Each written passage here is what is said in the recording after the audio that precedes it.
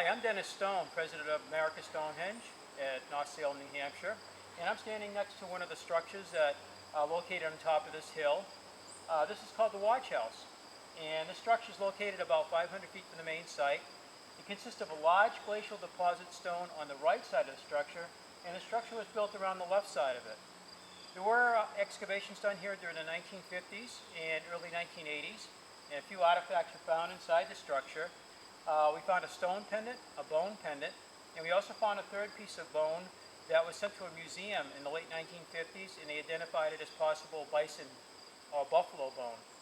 The structure has another interesting feature about it. It is located on the February 1st alignment. That's a cross quarter day. It's actually the beginning of spring.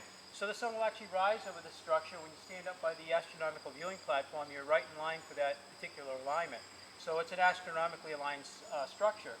The structure does go inside several feet and it wraps around the inside of the structure. Its original function is not known.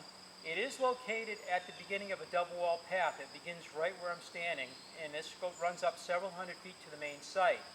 On the opposite side of the hill, we have another double wall path that converge. They both come together in an area called the pulpit area.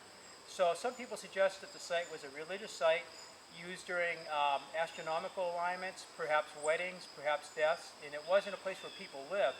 So this particular structure may have served as a watch house to keep people off the hilltop until these ceremonies were performed.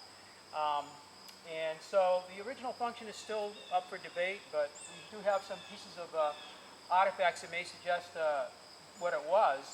But in front of it, there's also a tool sharpening groove, and it's about a 3-inch long by about a 1-inch deep cutout in the rock, and we think they could have sharpened something like a deer antler or a bone inside of that. So it may suggest somebody actually spent some time inside the structure. But again, we don't know the original function of it.